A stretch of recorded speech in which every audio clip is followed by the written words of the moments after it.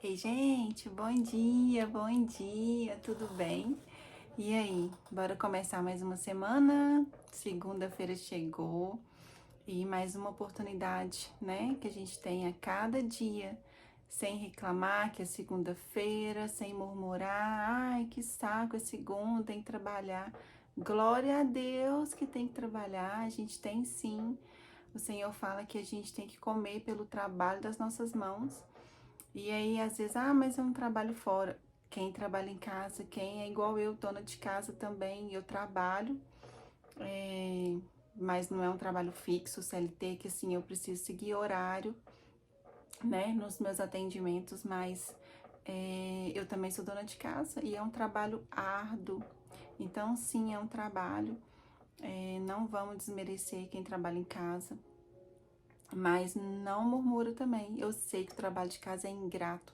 Eu sei que o trabalho de casa é maçante, é cansativo, mas eu tô aprendendo a parar de reclamar. Gente, é tão desafiador. Parar de falar a palavra difícil é desafiador. É, já ia falar difícil de novo. Mas por quê? Porque a gente tá acostumado.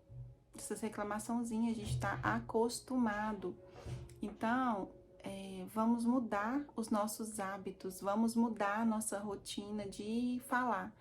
Na hora que a gente vai deixar de falar de uma hora para outra, não vai. Normal. Eu ainda falo quando eu vejo, ai meu Deus do céu, me perdoa.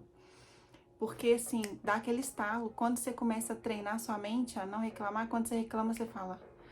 Aí você fala, ai, na próxima eu vou segurar. Mas vai sair às vezes, é um costume, mas você não pode deixar que isso vire uma rotina e que isso vire uma constância na sua vida. Então, sim, vamos agradecer segunda-feira. Quem trabalha aí, né, em horário, tem que acordar cedo e tal, enfim. Mas não é motivo. Ainda bem, né, que você tem um trabalho, que você tem para onde ir. E quem não tem, quem tá buscando também, agradeça como se já tivesse conseguido, agradeça como se já estivesse trabalhando no trabalho que você quer.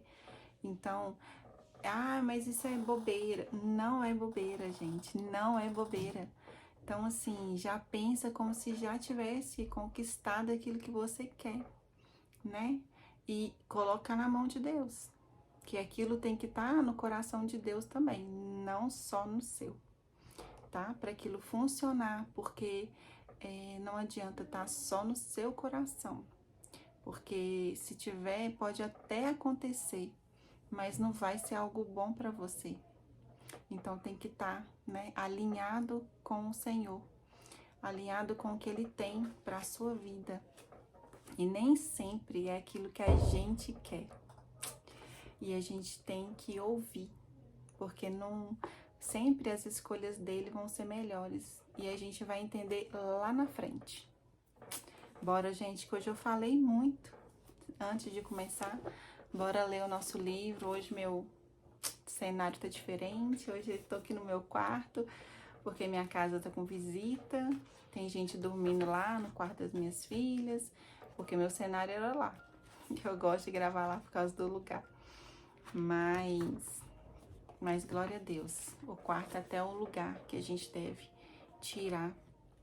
Seja o lugar mais tranquilo da sua casa, né? Esses 10 minutinhos pra tá aí com o Senhor.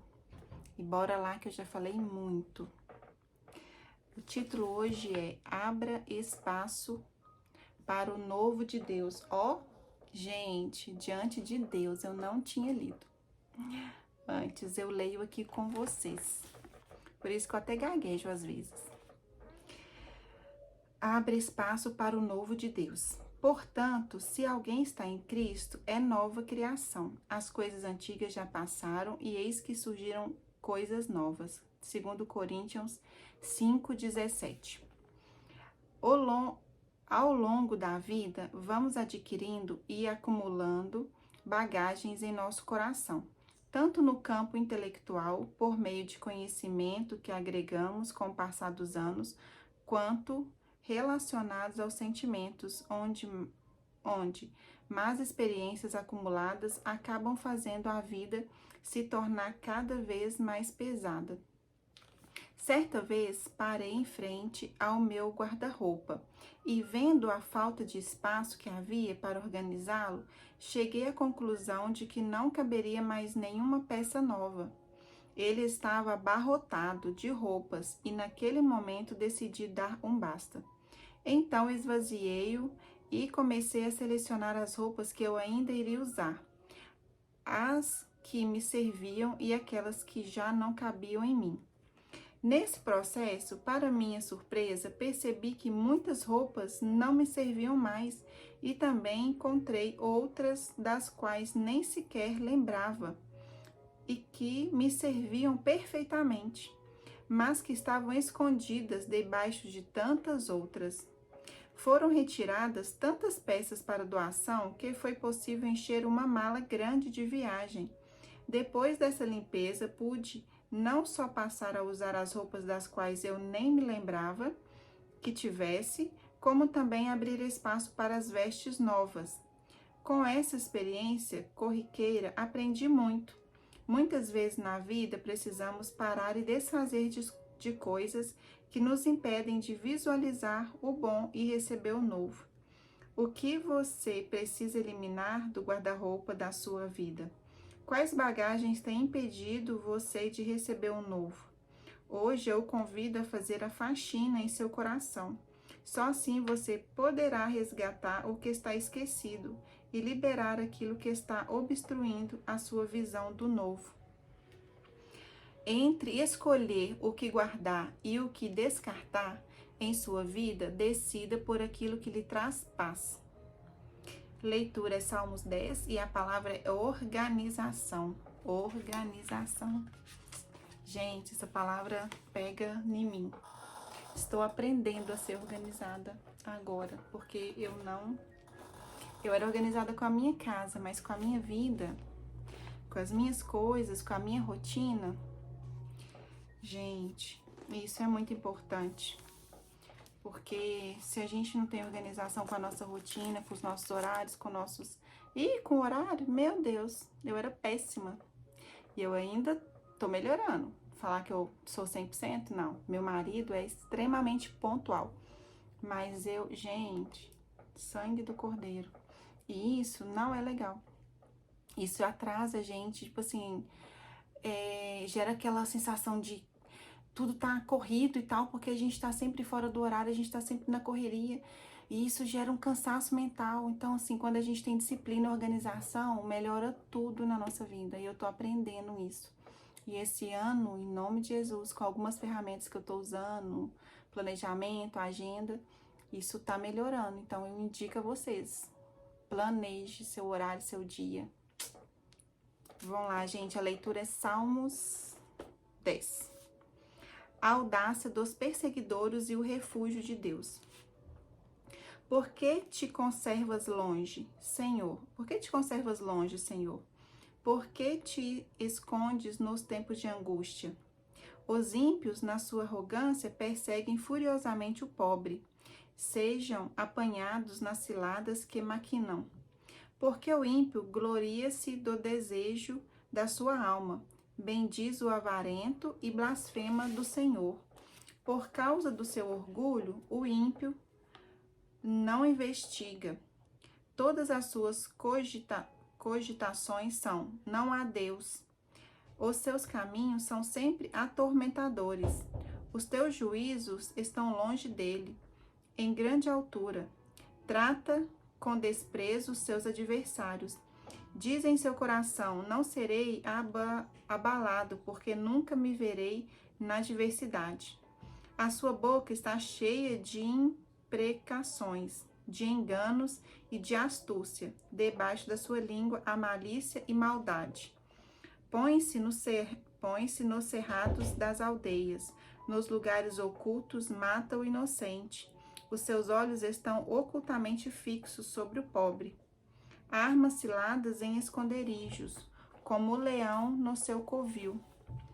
Armas ciladas para roubar o pobre, rouba-o colhendo na sua rede. encolhe-se, abaixa-se,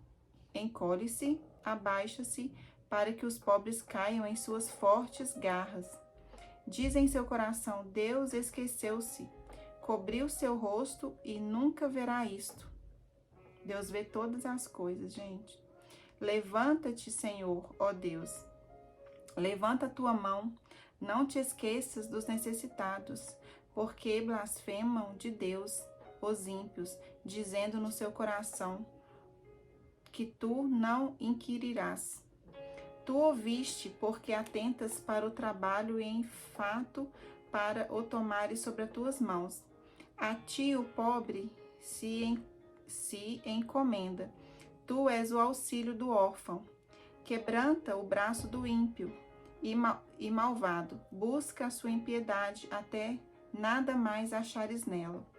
Ó Senhor, é Rei eterno da sua terra.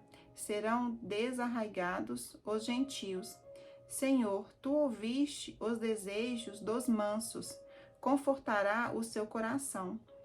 Os teus ouvidos estarão abertos para eles, para fazeres justiça ao órfão e ao oprimido, a fim de que o homem que é da terra não prossiga mais em usar da violência. Amém. O homem que é da terra, o homem que é do mundo, o homem que tem malícia e maldade no coração. Gente, eu nem tinha lido, e eu tava falando no texto de hoje, fala de organização, de espaço para o novo de Deus,